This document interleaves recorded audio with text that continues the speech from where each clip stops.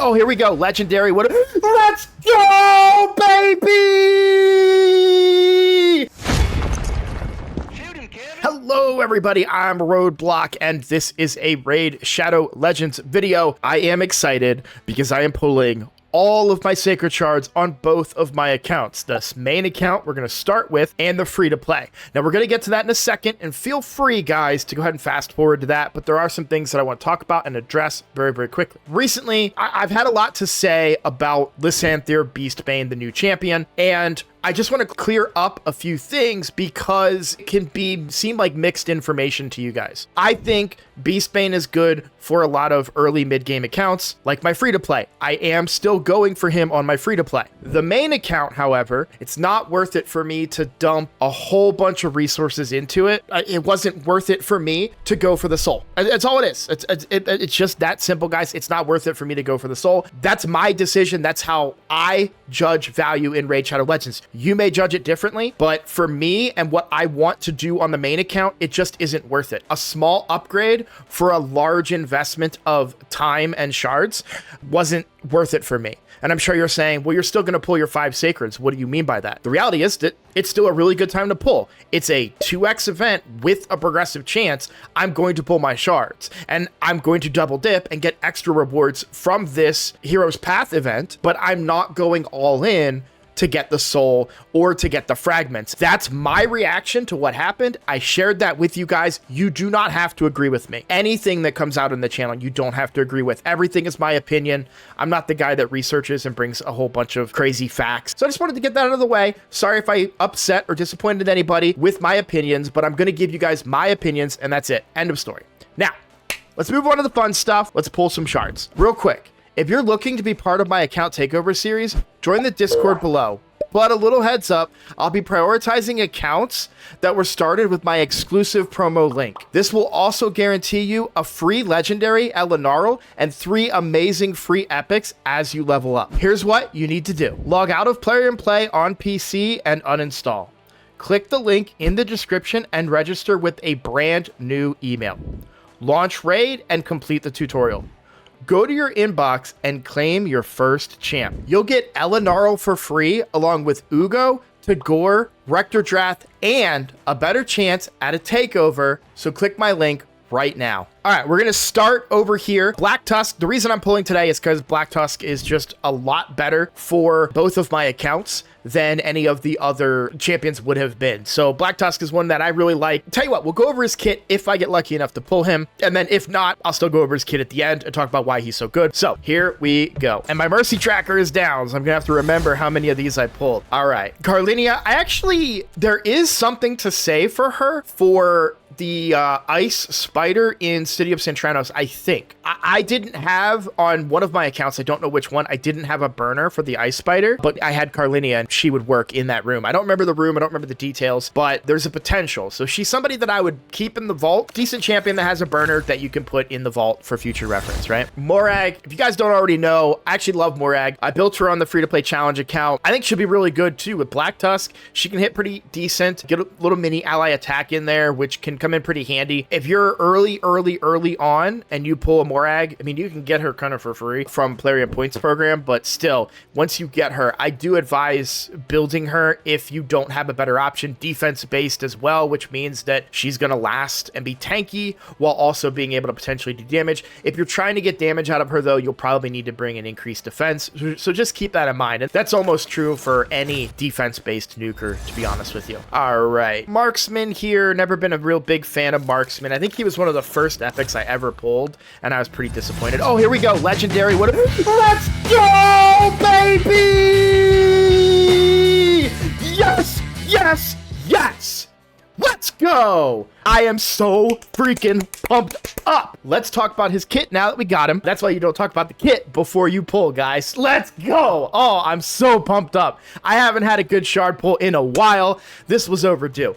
A1, single target, 40% chance of placing a stun debuff for 1 turn. The debuff cannot be resisted when this champion is attacking out of their active turn. Ally attacks, Morag, right? There's some pairing there. Damage is based on defense and HP, which means you can build him super tanky with both defense and HP, a very high effective HP. Okay, full cleanse on the A2 on a 3-turn cooldown when booked. Then, after cleansing, teams up with all allies to attack a single enemy. The allies joining their attack will use their default skills. We already know that's pretty typical, right? But still, ally attack is great everywhere, to be honest, even in Arena. I really like that. Yeah, so good ability there. Now we get into the fun stuff. A3 removes all buffs from a target enemy and places a stun debuff on them for 2 turns. So a single target buff strip. Fills this champion's turn meter by 50%. Fills this champion's turn meter by an additional 10% for each buff removed from the target. So it's a full buff strip and stun, basically a single target version of Odin, essentially. And then we have more to it, right? So the buff removal and stun cannot be resisted with one ally, meaning no accuracy required on this guy, right? And that's the same, I think, was this stun? Yeah, so, you know, obviously you'd want it to land outside of his active turn if possible, but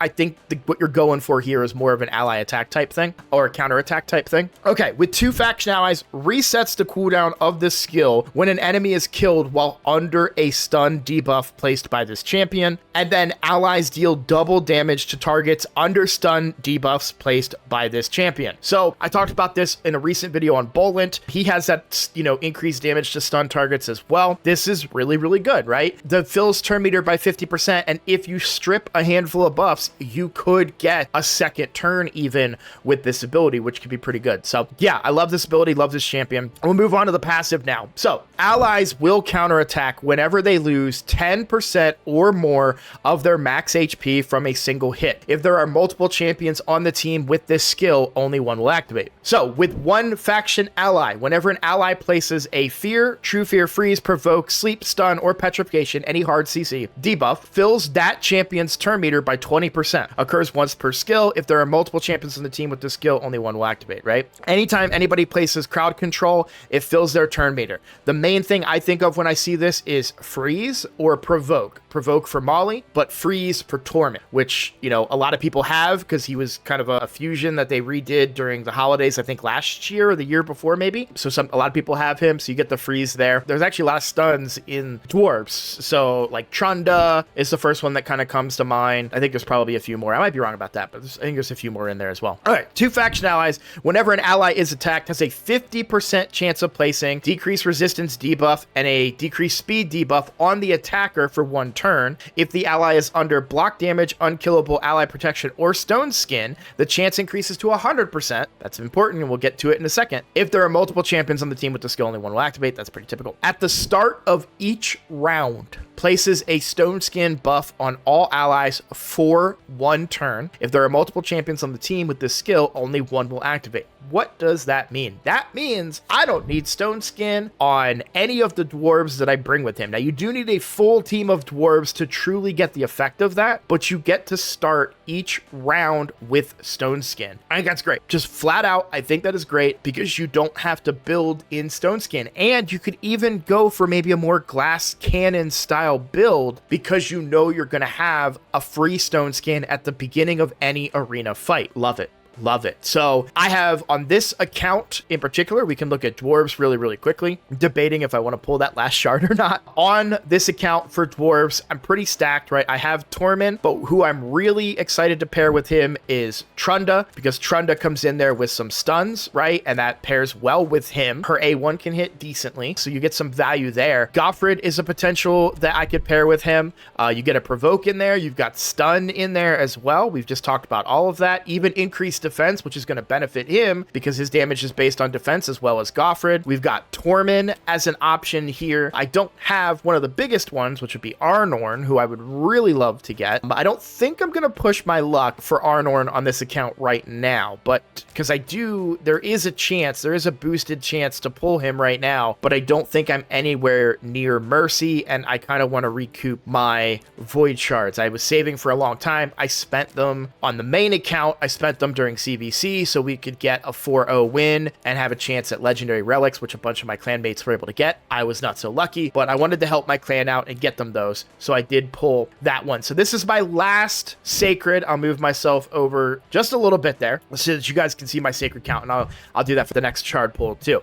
Hopefully we can go 2 for 2. That'd be awesome. Will I pull another sacred? I don't know that I want to. I know it's only 9 void shards, and I'll eventually get those back, but I'm not going to press my luck with those. We went ahead and pulled the sacred anyways. We get some points, right? Not super disappointed in that. I could maybe pull some voids. I hate pulling outside of 2x's for voids. I really, really do. And I'm not due. In fact, I remember I just pulled Constantine on this account. I know for a fact my mercy is pretty low.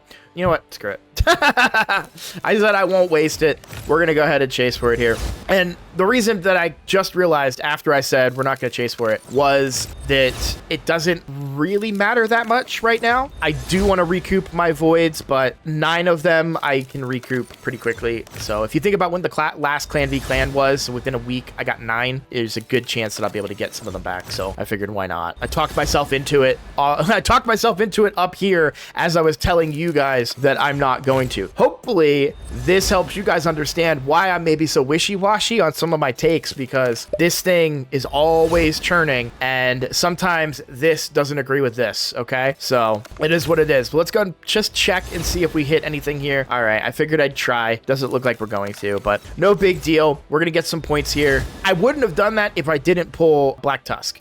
Because I pulled the Admiral, that was more worth it to me because I have a chance to get one of the best nukers right now, and the fact that he's a dwarf makes it even better, right? So I was very excited about the possibilities there, but we got the result that we got. That's why you don't pull outside of 2x's, right? Learn from my mistakes.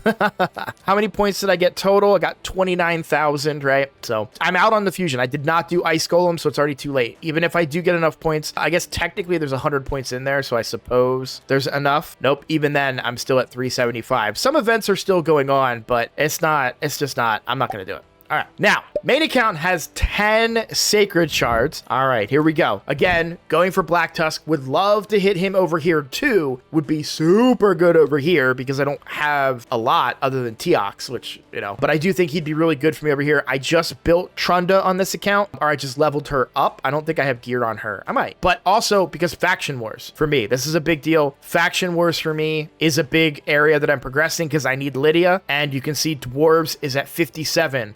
Other than Orc and Undead, they are one of my lower ones, right? And Ogryn. So getting Black Tusk on this account would be very, very big. Or, as we always say, you know what? I'm not even going to say it. I'm not going to say it. It worked on the other one, right? I don't want to jinx it. Okay, here we go. Here we go.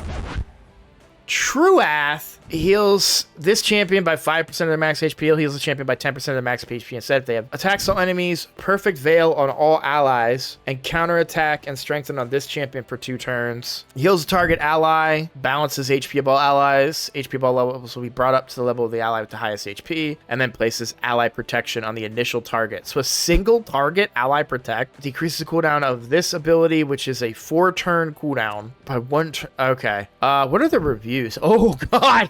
Oh, no. No. Okay. Dang. All right. Well, hey, good news is we got 9 more to pull during the 2x. So there's always a possibility that we could hit another legendary. I don't know what my mercy is at. I don't think I was in mercy on that pull. So that was just pretty much luck. So let's see if the free to play can keep up the luck, right? Like we just brought Ash on to talk about how lucky this account was. I will talk about Fenax really quickly. I actually think Fenax, especially with the ability to give him empowering, like +1, +2, +3, I think that made him even better. But I really, really like the idea of, and I'm going to try to make a video on it, of pairing him with the new free login legendary Artor. I think it was Artor. Yeah, okay, yeah. Udex Artor. I like the idea of pairing him with Fenax and just building a glass cannon Fenax, meaning hits really hard, but very low HP.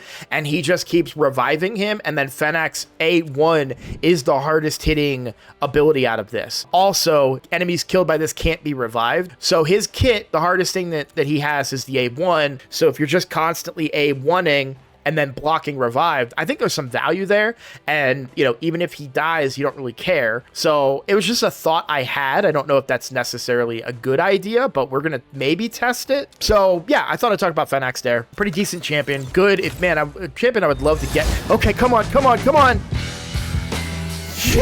Yes!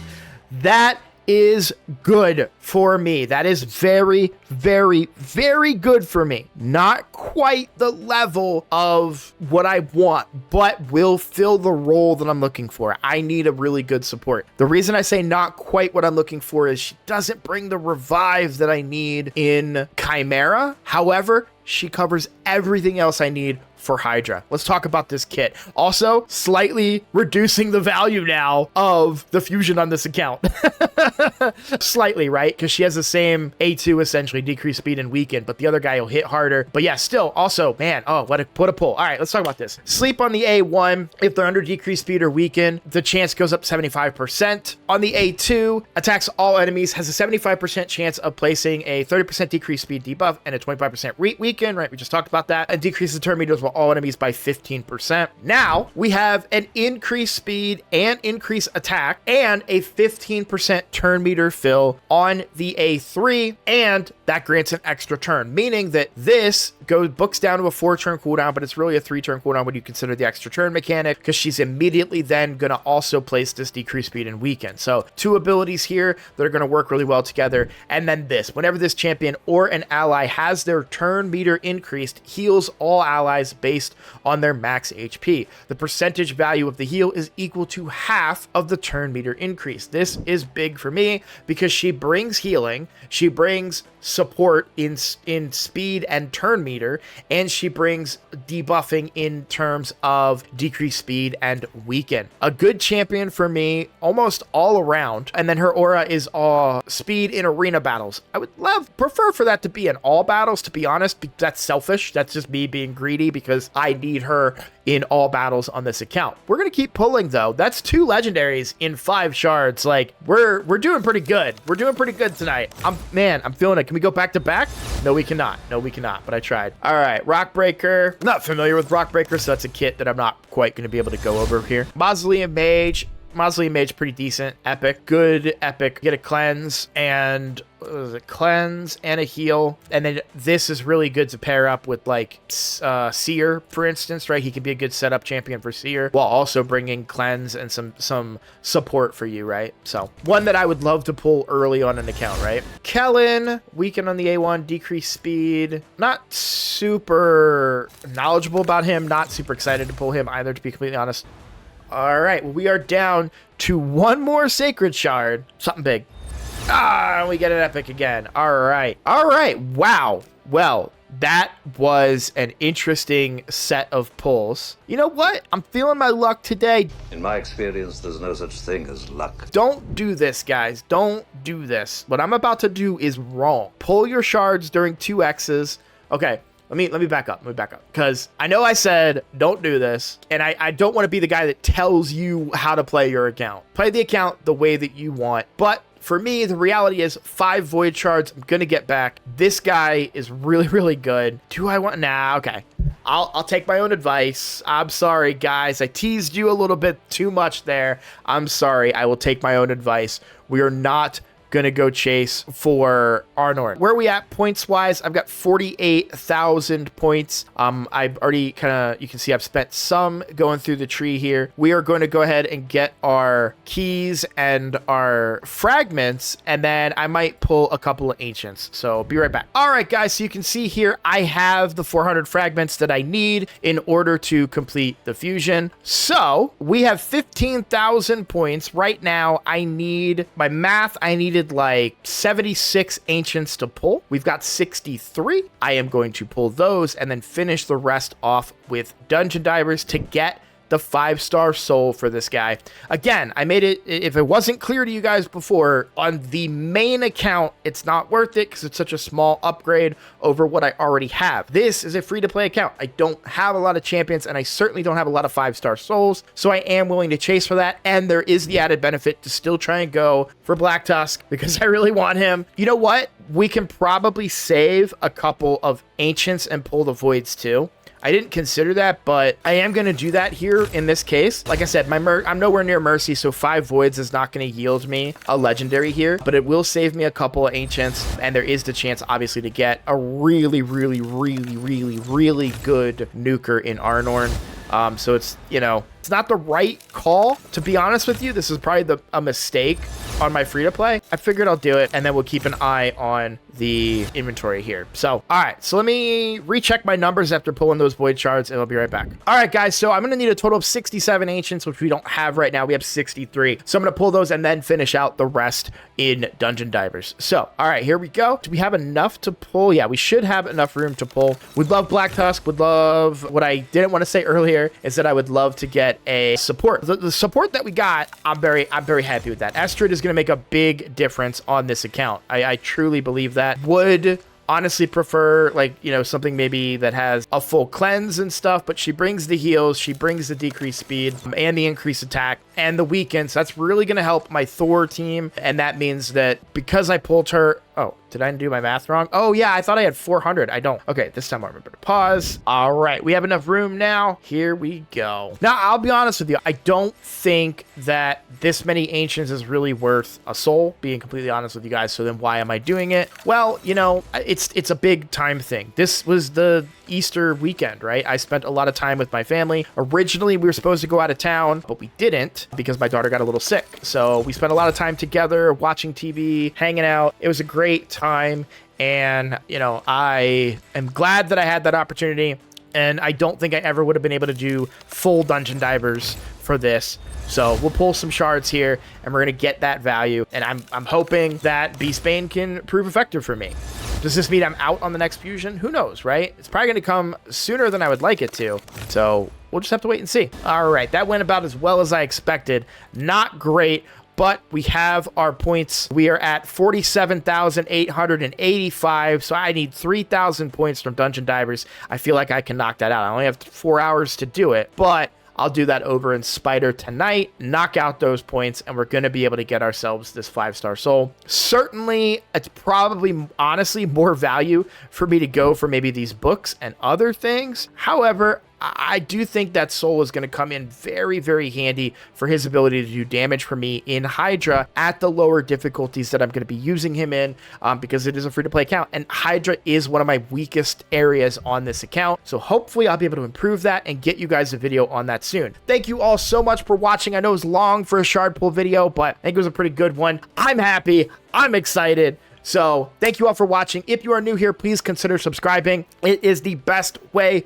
to support my channel. I am trying to hit 5,000 subscribers, and we are so close. We are so close. We are, at the time of recording, we are 4,800. We are 200 away from 5,000 subscribers, so please consider doing so. Thank you so much. I will see you all in the next video. Take care.